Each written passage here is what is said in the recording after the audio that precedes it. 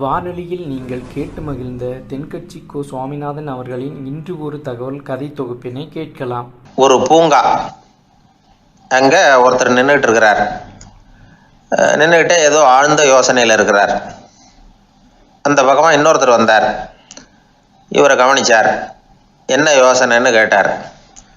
எப்படி எழுந்திருக்கிறதுன்னு யோசனை பண்ணிகிட்டு இருக்கிறேன்னார். அவர் கேட்டவருக்கு ஒரு மாதிரி ஆயிட்டுது. ஏற்கனவே நின்றுக்கிட்டு இருக்கிற ஒருத்தர் எப்படி எழுந்திரிச்சு நிற்கிறதுன்னு யோசிக்கிறாருன்னா அது ஆச்சரியம் தானே. அதுக்கப்புறம் இவர் யோசிக்க ஆரம்பித்தார். என்ன இவர் இப்படி பேசுகிறாரு அப்படின்னு. கீழே விழுந்தால் தானே எழுந்திரிச்சு நிற்க முடியும். அதனால் எழுந்திரிக்கணும்னு நினைக்கிறவங்க முதல்ல கீழே விழணும். இவர் முதல்ல கீழே விழணும், அதுக்கப்புறம் தான் எழுந்திருக்கிறது எப்படின்னு சிந்திக்க முடியும். இந்த உலகத்தில் எல்லாருமே கீழே விழுந்து எழுந்தவர்கள் தான். இப்போ இந்த குழந்தை பருவத்தில் கீழே விழாமல் நடைபயில கற்றுக்கிட்டவங்க யாராவது உண்டா? சின்ன வயசில் ஒரு தடவை கூட கீழே விழலை சார், அப்படியே பிறந்தார் வளர்ந்தார் பெரியவர் ஆயிட்டார் அப்படின்னு யாரையும் சொல்ல முடியாது. அதனால் மனுஷங்கிறவன் விழுந்து புரண்டு எழுந்து தான் நடக்க கற்றுக்கிறான். ஒரு உண்மையை நாம் எல்லாரும் புரிஞ்சுக்கணும். இந்த உலகத்தில் தவறு செய்யாத மனிதர்களே யாரும் கிடையாது.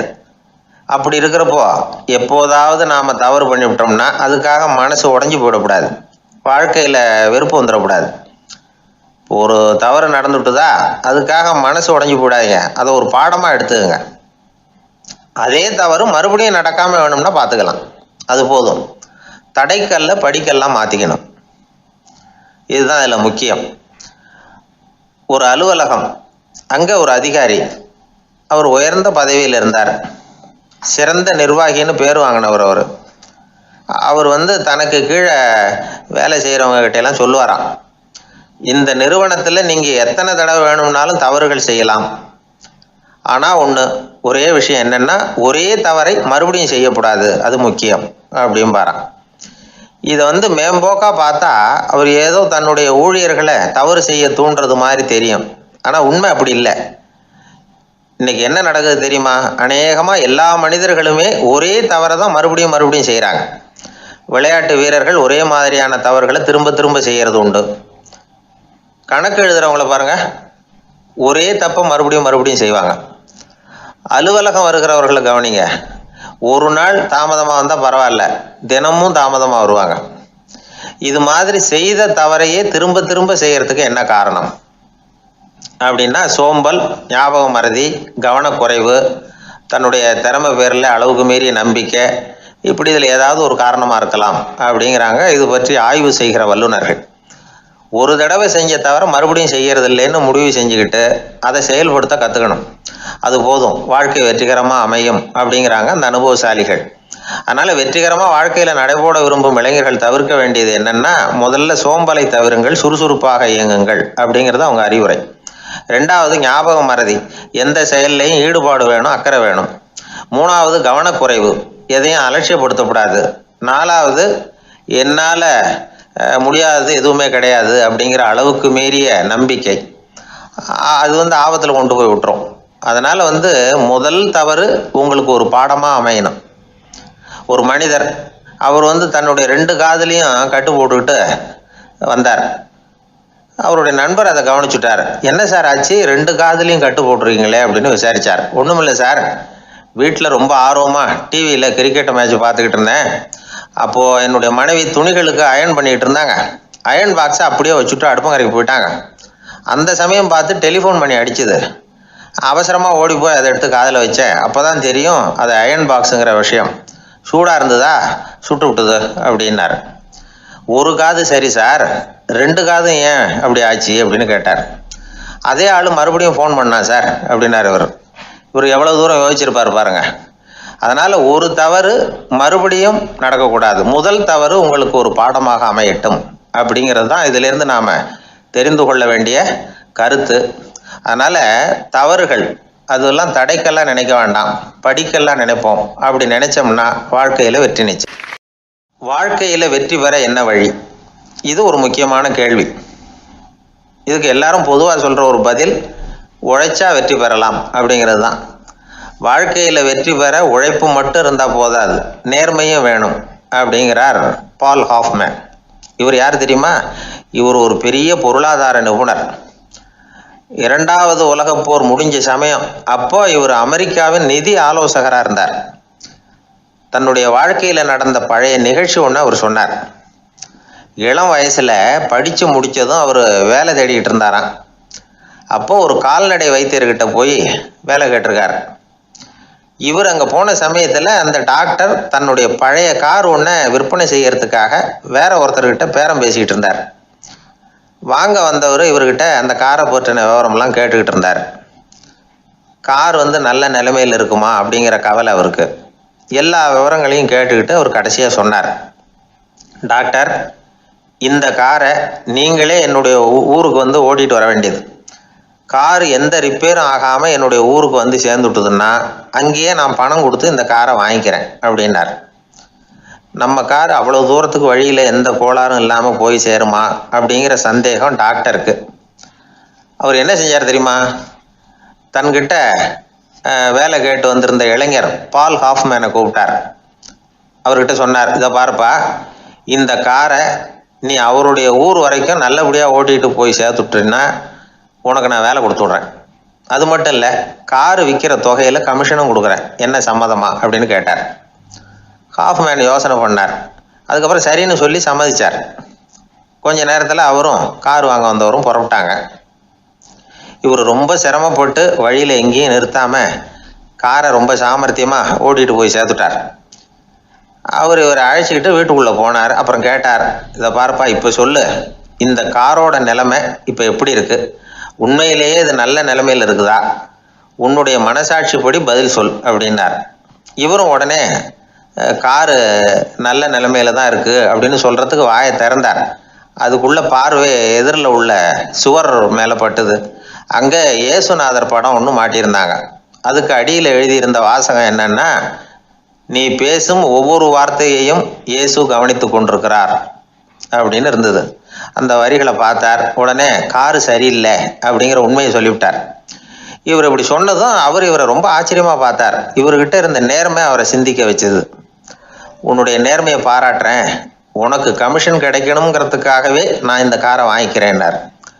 இப்போ அவர் திகைச்சு போய் நின்னார். மறுபடியும் அவர் சொன்னார், நீ காரை ஓட்டிகிட்டு வரும்பொழுதே உன்னுடைய திறமையை பார்த்தேன், உனக்கு விருப்பம் இருந்தால் நீ என்கிட்டயே வேலைக்கு சேர்ந்துடலாம் அப்படின்னார். பால் ஹாஃப்மேன் அவர்கிட்ட வேலைக்கு சேர்ந்தார். படிப்படியாக முன்னேறினார். கடைசியில் பார்த்தீங்கன்னா அமெரிக்காவினுடைய நிதி ஆலோசகராக ஆனார்.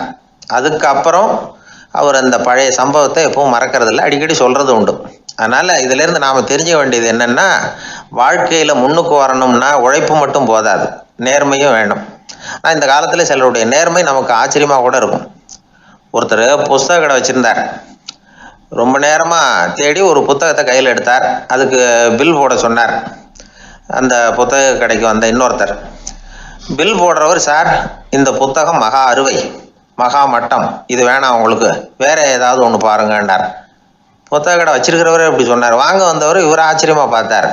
உங்கள் நேர்மையை பாராட்டுறேன், அது சரி, இந்த புத்தகத்தை ஏற்கனவே நீங்கள் படித்து பார்த்துட்டீங்களான்னு கேட்டார். அதை படித்து வேற பார்க்கணுமான்னார். அப்புறம் எப்படி இது மகா மட்டம்னு சொல்கிறீங்க அப்படின்னார். அதை எழுதினவனே நான் தான் சார் அப்படின்னார் அவர். இது ஒரு விதமான நேர்மை, நேர்மையை ஒத்துக்கிறது. எப்படி இருந்தாலும் வாழ்க்கையில் உழைப்பும் நேர்மையும் உயர்வதற்கு வழிகள்.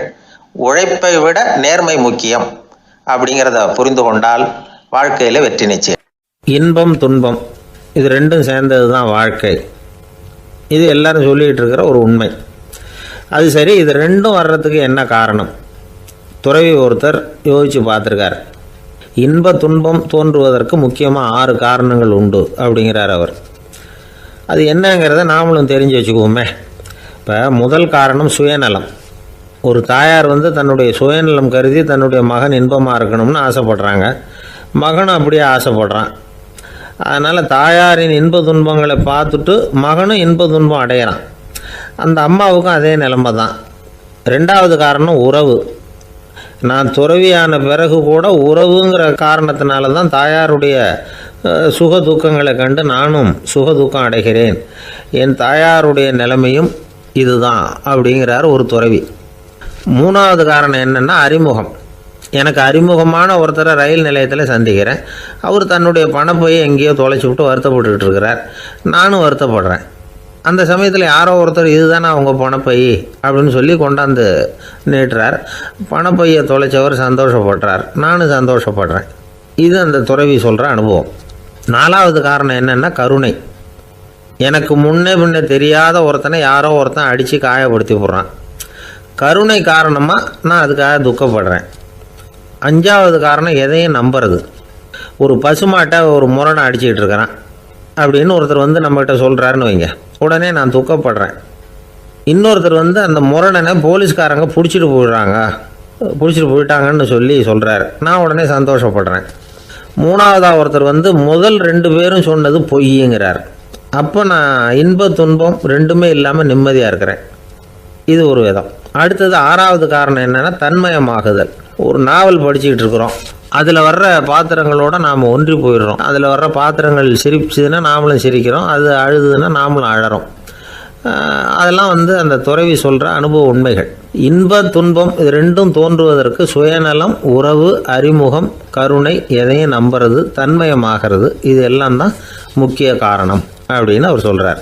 ஆகக்கூடி ஒட்டு மொத்தமாக யோசனை பண்ணி பார்த்தா பிற பொருள்கள் மீது பற்றுதல் காரணமாக தான் நாம் வந்து இன்ப துன்பம் அடையிறோம் அப்படிங்கிறத புரிஞ்சிக்க முடியுது. மனுஷன் வந்து இன்ப துன்பம் அடையிறதுக்கு 7வது காரணம் கூட ஒன்று உண்டு அப்படின்னு சொல்லிகிட்டே வந்தார் ஒருத்தர். அது என்ன அப்படின்னு கேட்டோம். அதுதான் சார் இந்த நீங்கள் சொல்லிட்டு வர்ற இன்று ஒரு தகவல்னார். எப்படி சொல்கிறீங்கன்னு கேட்டோம். இன்று ஒரு தகவல் கேட்க ஆரம்பிக்கிறப்போ மனசில் இன்பம், ஆரம்பித்த உடனே இது ஏற்கனவே கேட்ட சமாச்சாரமாச்சே அப்படின்னு நினைக்கிறப்போ துன்பம் அப்படின்னு அதுக்கு ஒரு விளக்கம் கொடுத்தார் அவர். ஒரு கடற்கரை ஓரம், அங்கே ஒரு சின்ன கிராமம். அந்த கிராமத்தில் ஒரு சின்ன பள்ளிக்கூடம். கடற்கரை ஓரத்தில் உள்ள ஒரு விடுதியில் ஓய்வுக்காக ஒருத்தர் வந்து தங்கியிருக்கிறார். பள்ளிக்கூடத்தில் ஏதோ விழா நடக்கிறது மாதிரி தெரிஞ்சுது. உடனே அவர் அந்த பக்கமாக வந்தார். இங்கே என்ன நடக்குதுன்னு விசாரித்தார். பள்ளி ஆண்டு விழா நடக்குதுன்னாங்க. உடனே போனார். கண்காட்சி ஒன்று வச்சுருந்தாங்க. உள்ளே போய் பார்த்தார். பள்ளிக்கூடத்தில் படிக்கிற மாணவர்களே சொந்தமாக தயார் பண்ண பொருள்களை காட்சிக்கு வச்சுருக்கிறாங்க. அந்த ஊர் மக்கள்லாம் அதை கூட்டமாக போய் பார்த்துக்கிட்டு இருக்கிறாங்க. இவரும் ஆர்வமாக அதையெல்லாம் பார்த்துக்கிட்டே போகிறார். ஒரு இடத்துல ஒரு சின்ன ரயில் செஞ்சு வச்சுருந்தாங்க, மாணவர்களே தயார் பண்ணது. மின்சாரத்தால் அது ஓடுறது மாதிரி பண்ணி வச்சுருந்தாங்க. அதில் ஒரு சின்ன பொத்தான் இருக்கும், அது அமுக்குனா ரயில் ஓடும், சுற்றி வரும். மாணவர்கள் எதிரில் நின்று அதுக்கு விளக்கம் கொடுத்துக்கிட்டு இருக்கிறாங்க. இவர் அதை கவனித்தார். ரயில் ஓடுறத பார்த்தார். அங்கே நின்றுக்கிட்டு இருந்த மாணவர்கள்கிட்ட விளையாட்டாக கேட்டார், ஏப்பா இந்த ரயில் எதனால் ஓடுது அப்படின்னு கேட்டார் இவர். சக்தியினால் ஓடுது அப்படின்னாங்க மாணவர்கள். அது என்ன சக்தின்னு கேட்டார். அதுக்கு பேர் மின்சாரம் அப்படின்னாங்க. சரி, நீங்கள் மின்சாரத்தை பார்த்துருக்குறீங்களா அப்படின்னார். நாங்கள் பார்த்தது இல்லைங்க, ஆனால் இதை செய்யறதுக்கு எங்களுக்கு உதவி பண்ண ஆசிரியர் ஒரு பட்டதாரி, ஒரு கால் அவர் பார்த்துருக்கலாம் அப்படின்னாங்க. அவர் எங்கே இருக்காருன்னு கேட்டார். இதோ அழைச்சிட்டு வர்றோம்னு ஓடினாங்க. அவர் அழைச்சிட்டு வந்தாங்க. அவர்கிட்ட ஒரு பெரியவர் கேட்டார், மின்சாரத்தை நீங்கள் பார்த்துருக்குறீங்களா அப்படின்னு. மின்சாரத்தை பார்க்குறதாவது நான் பார்த்ததே இல்லை. நான் பார்த்தது அது செயல்படுற விதத்தை தான். அது விளக்கை வந்து எரிய வைக்குது, ரயிலை ஓட வைக்குது, இது மாதிரி எத்தனையோ எந்திரங்களை வந்து செயல்பட வைக்குது. ஆனால் உண்மையிலேயே அது என்னன்னு எனக்கு தெரியாது. ஒருவேளை இந்த பள்ளிக்கூடத்து தலைமை ஆசிரியருக்கு தெரிஞ்சிருக்கலாம், ஏன்னா அவர் ஒரு மேல்நிலை பட்டதாரி அப்படின்னாராம் அவர். சரின்னு போய் தலைமை ஆசிரியரை கூப்பிட்டுக்கிட்டு வந்தாங்க. அவர்கிட்டையும் இதே கேள்வி கேட்டாராம் அவர். மன்னிக்கணும், இந்த கேள்வி இதுவரைக்கும் யாரும் என்கிட்ட கேட்டதில்லை. சக்தியை யாரும் பார்க்க முடியாது, ஆனால் அது செயல்படும் விதத்தை தான் பார்க்க முடியும் அப்படின்னாராம் அவர். இப்போ இதுவரைக்கும் கேட்டுக்கிட்டு இருந்த பெரியவர் சிரித்தார். சிரிச்சுட்டு சொன்னாராம், சரி அதுக்காக ஒன்றும் கவலைப்படாதீங்க, என்னுடைய பெயர் தாமஸ் ஆல்வா எடிசன் அப்படின்னாராம். இதை கேட்டதும் அங்கே இருந்தவங்களுக்கெல்லாம் அதிர்ச்சி, ஆச்சரியம். என்னது, நீங்கள் தானா எடிசன்? நீங்கள் எவ்வளவு மின்சார கருவிகளை உண்டாக்கி இருக்கிறீங்க, நீங்களா இந்த கேள்வியை கேட்டது அப்படின்னாங்களாம். ஆமாம், நான் தான் கேட்குறேன், ஏன்னா நானே மின்சாரத்தை பார்த்தது கிடையாது அப்படின்னாராம் அவர். அன்புங்கிறது இப்படிப்பட்டது தான்ங்கிறார் ஓஷோ. அன்புங்கிறது நம்ம உடற்கூறு அமைப்பில் இல்லை, அது நம்ம உடம்புல உள்ள சுத்த சக்தியின் வெளிப்பாடு. அதை உணரத்தான் முடியுமே தவிர பார்க்க முடியாது. அன்பே உன்னை வந்து நான் என் இருதயத்தில் வச்சுருக்கிறேன் அப்படின்னுலாம் சொல்லுவான். இதெல்லாம் சும்மா. இது வந்து டாக்டர்கள் சொல்கிற இருதயம் கிடையாது. அது வந்து ரத்தத்தை தள்ளுகிற ஒரு கருவி, அவ்வளவுதான். ஞானிகள் சொல்லுகிற இதயம் வேற, அது கண்ணுக்கு புலப்படாத ஒரு சக்தி. என்னுடைய இதயம் ரொம்ப விசாலமானது சார் அப்படின்னார் ஒருத்தர். அப்படிங்களான்னு ரொம்ப மரியாதையா, ஆமாங்க டாக்டர் அப்படி தான் சொல்கிறார், கொஞ்சம் வீங்கி போய் பெருசாக இருக்குதான் அப்படின்னார். ஆரம்ப காலத்தில் ஒரு குரு, அப்போ ஒரு சீடன் இருந்தான். அது வேடிக்கையான குரு, வேடிக்கையான சீடன். ஒரு ஆசிரமம். ஒரு நாள் ஒருத்தன் அவசரமாக அந்த குருவை தேடி வந்திருக்கிறான். என்ன விஷயம்னு விசாரித்தார் குரு. உங்கள் சீடர் என்னை அடிச்சுட்டார் அப்படின்னு புகார் பண்ணானா அந்த ஆள். குரு சீடனை கூப்பிட்டார். அடிச்சியா இந்த ஆளை அப்படின்னு கேட்டாராம். ஆமான் இருக்கான் சீடன். ஏன் அடிச்சே அப்படின்னு கேட்டாராம். இந்த ஆள் உங்களை பற்றி மட்டமாக பேசிவிட்டான், என்னால் அதை தாங்கிக்க முடியல, அதனால தான் அடிச்சுட்டேன்ருக்கான். அப்படி என்ன பேசினா அப்படின்னு கேட்டாராம். உன்னுடைய குருநாதர் இப்போல்லாம் அர்த்தமில்லாமல் பேச ஆரம்பிச்சுட்டார் அப்படின்னு சொல்லிவிட்டான், அதனால தான் அடிச்சுட்டேன் அப்படின்னானா. அதுக்காக அடித்தே அப்படின்னாராம்.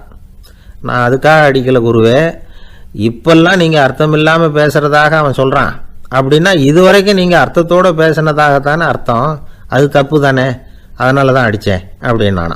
ஒரு பெரியவர் உட்கார்ந்துருக்கிறார். அவரை சுற்றி அவருடைய தோழர்கள் உட்கார்ந்துருக்கிறாங்க. ஏதோ ஒரு முக்கியமான செய்தியை அவர் அவங்களுக்கு சொல்லிகிட்டு இருக்கிறார்.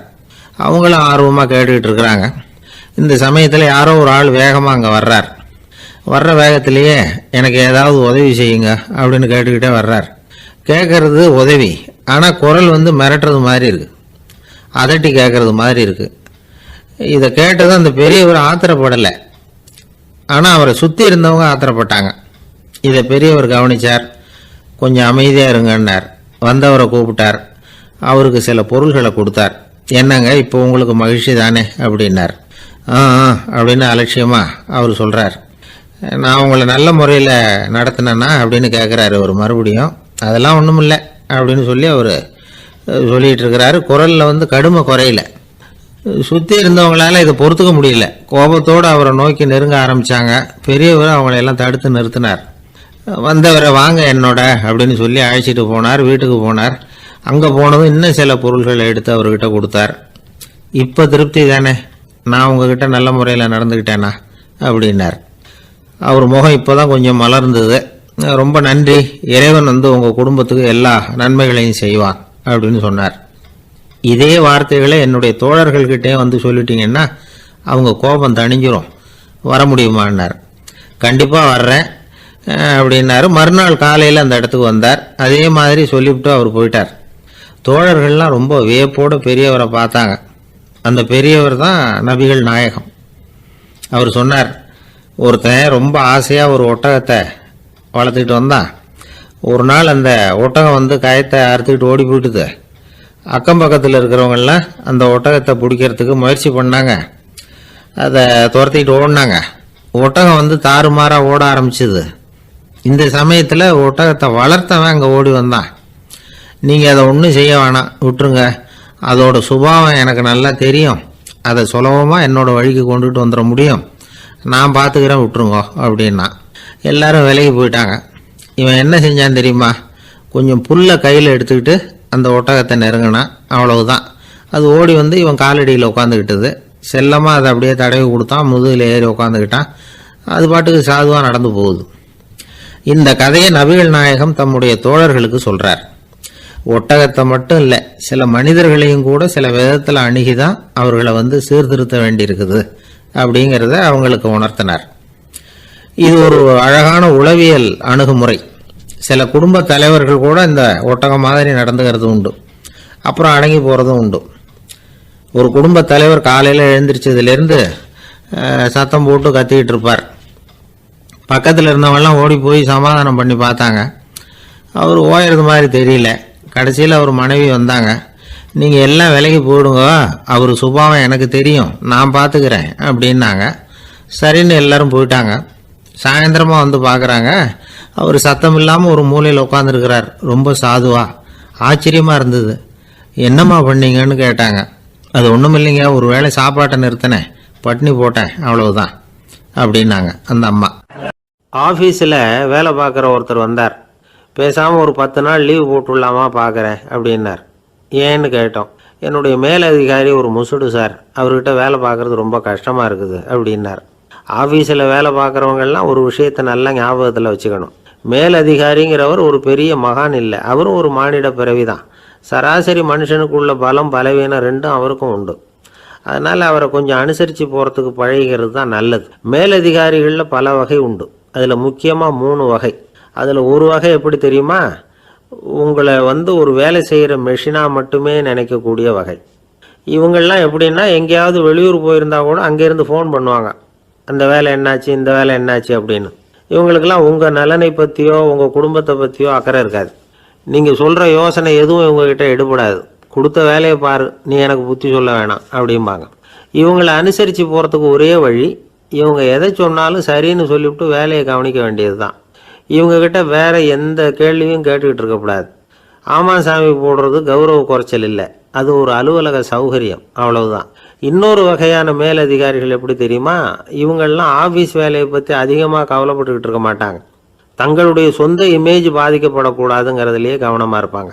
இவங்கெல்லாம் அடிக்கடி உங்கள் நலனை விசாரிப்பாங்க. அதே மாதிரி நீங்களும் அவரை விசாரிக்கணும்னு எதிர்பார்ப்பாங்க.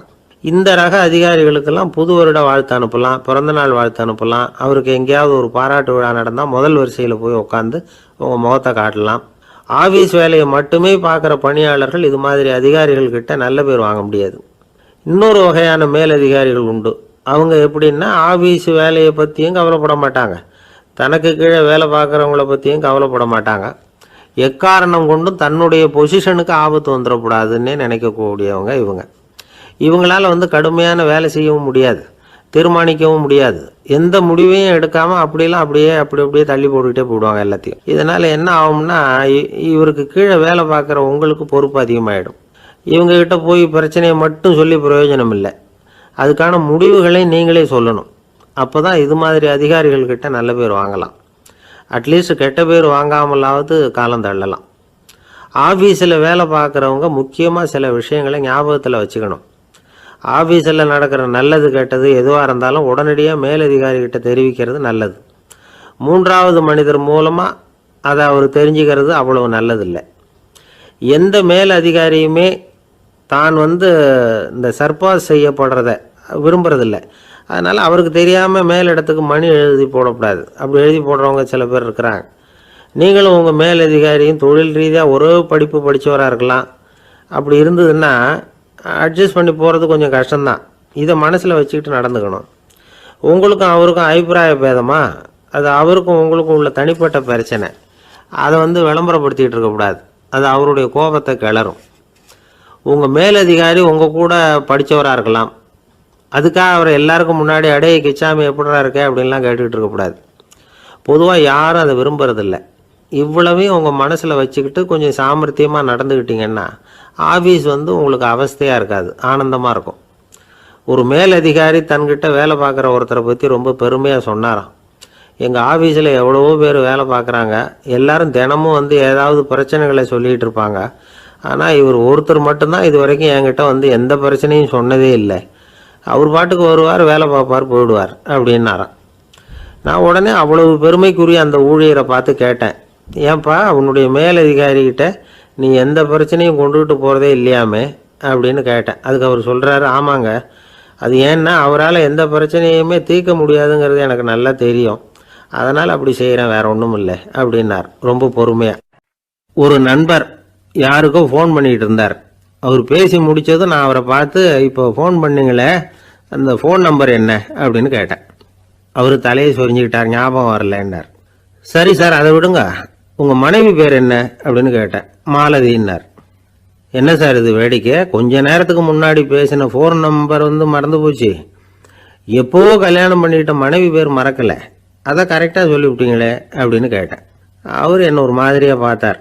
அவர் அப்படி என்னை பார்த்ததில் ஒன்றும் தப்பு இல்லை, ஏன்னா நாம் எல்லாருமே அப்படித்தானே. ஒரு குறிப்பிட்ட காரியத்துக்காக தொலைபேசியில் ஒருத்தட்ட பேசுகிறோம், அதுக்கப்புறம் அந்த எண் நமக்கு அனாவசியம், அதனால் மறந்துடுறோம். இதுக்கு பேர் தான் தற்காலிக ஞாபகம். ஆனால் மனைவி பேரை மறந்துட முடியுமா? முடியாது. அது அவசியமான ஒன்று. அடிக்கடி அந்த பேரை உபயோகப்படுத்துகிறோம், அதனாலேயும் அது முக்கியங்கிறதுனாலேயும் அதை மறக்கிறது இல்லை. இதுக்கு பேர் நிரந்தர ஞாபகம். சரி, இந்த தற்காலிக ஞாபகம், நிரந்தர ஞாபகம், இது ரெண்டு ஞாபக அளவுகளையும் கட்டுப்படுத்துறது எது அப்படின்னா மூளைக்குள்ள நடக்கிற மின்சார நடவடிக்கைகள் தான். தற்காலிக ஞாபகம் ஒரு மின்னல் மாதிரி தோன்றி மறையுது. நிரந்தர ஞாபகம் ஒரு படிவம் போல மூளையில படிஞ்சுடுது.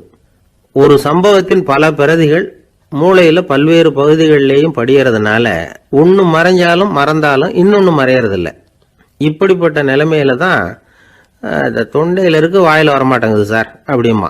ஒருத்தருக்கு எந்த துறையில் ஆர்வமும் ஈடுபாடும் அதிகமோ அது சம்பந்தமான ஞாபக சக்தி அதிகமாக இருக்கும். தொழிலை விரும்புகிற ஒரு டெலிஃபோன் ஆபரேட்டருக்கு எண்கள்லாம் நல்ல ஞாபகம் இருக்கும்.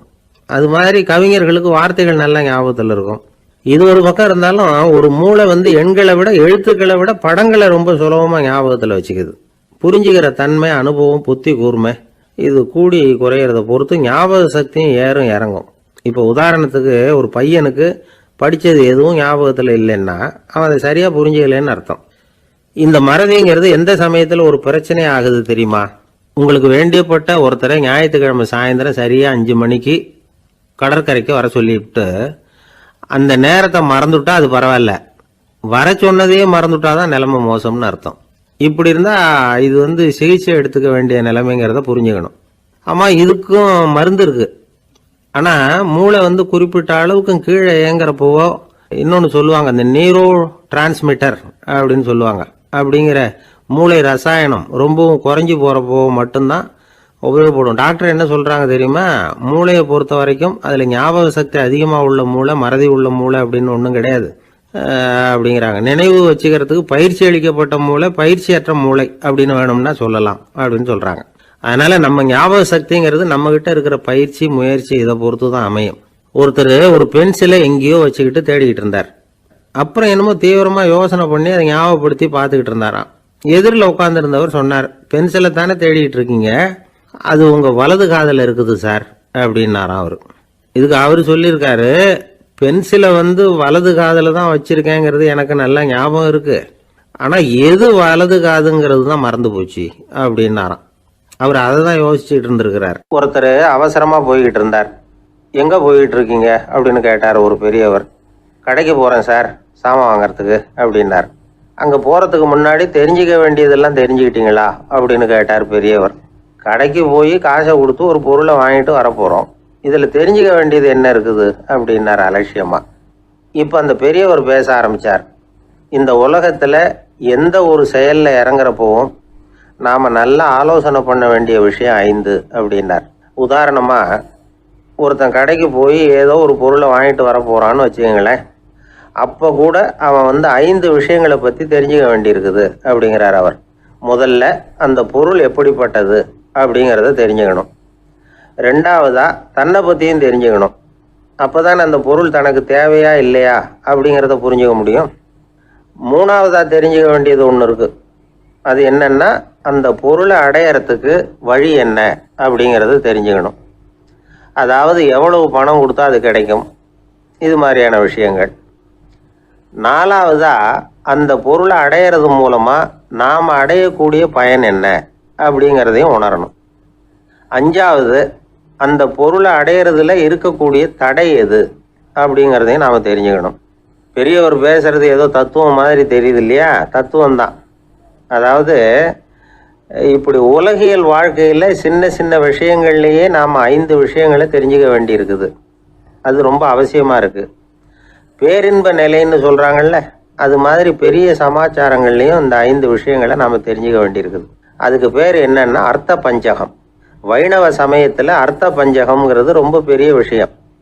கடைக்கு போகிறது மாதிரி கடவுளை பார்க்க போகிறப்போ நாம் 5 விஷயங்களை தெரிஞ்சுக்கணுமா.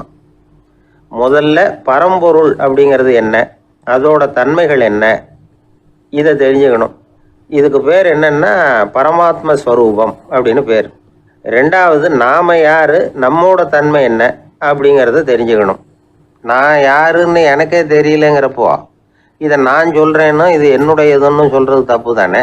அப்புறம் மூணாவது விஷயம், பரம்பொருளை நாம் அடையறதுக்கு வழி எது, இதை தெரிஞ்சுக்கணும். இது உபாய ஸ்வரூபம் அப்படின்னு பேர். நாலாவது விஷயம், நாம் அடைய வேண்டிய பயன்கள் என்ன அப்படிங்கிறது தெரிஞ்சுக்கிறது. இதுக்கு புருஷார்த்தம் அப்படின்னு பேர். அஞ்சாவது, அந்த பயனை அடைய விடாமல் தடுக்கிற தடைகள் யாவை அப்படிங்கிறது தெரிஞ்சுக்கிறது. இது விரோதி ஸ்வரூபம். இதைத்தான் தடையியல் அப்படின்னு சொல்றாங்க. அதாவது பரமாத்மாவை பற்றிய அறிவு, ஜீவாத்மாவை பற்றிய அறிவு, உபாயம் பற்றிய அறிவு, புருஷார்த்தம் பற்றிய அறிவு, இந்த 4 அறிவுக்கும் எதிரடையா, அதாவது அதையெல்லாம் தப்பா புரிஞ்சுக்கிறதால உண்டாகக்கூடிய அறிவு விரோதி ஸ்வரூபம். என்ன இது தகவல்ல ஏதாவது கதை சொல்லுவீங்கன்னு பார்த்தா ஏதோ தத்துவம் பேசிக்கிட்டு இருக்கிறீங்களே அப்படின்னு நினைக்கலாம். இதுவும் தெரிஞ்சுக்க வேண்டிய ஒரு பெரிய விஷயந்தான். காதில் போட்டு வச்சா எப்போவாவது உபயோகப்படும். என்னுடைய நண்பர் ஒருத்தர் ஒரு நாள் என்கிட்ட சொன்னார், சார் அடுத்த மாதம் தஞ்சாவூரில் ஒரு கல்யாணம், போகிறதா வேண்டாமா அப்படின்னு ஒரே குழப்பமாக இருக்குது அப்படின்னார். நான் உடனே இந்த அர்த்த பஞ்சக உபதேசம் பண்ண ஆரம்பித்தேன். அவர் எல்லாத்தையும் பொறுமையாக கேட்டுவிட்டு, சரி சார் நான் போகிறதுன்னு முடிவு பண்ணிவிட்டேன்னார்.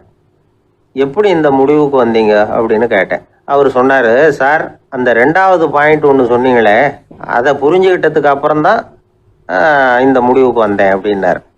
என்ன 2வது பாயிண்ட்டுன்னு? அதாவது தன்னை பற்றி புரிஞ்சுக்கணும் அப்படின்னு சொன்னீங்க. உடனே என்னை பற்றி புரிஞ்சுக்கிட்டேன், நான் யாருங்கிறது எனக்கு தெரிஞ்சுது, உடனே போகிறது தான் நல்லதுன்னு முடிவு பண்ணிவிட்டேன்னார். நீங்கள் யாருன்னு கேட்டேன். நான் தான் சார் அந்த கல்யாணத்தில் தாலி கட்ட வேண்டிய மாப்பிள்ளை அப்படின்னார்.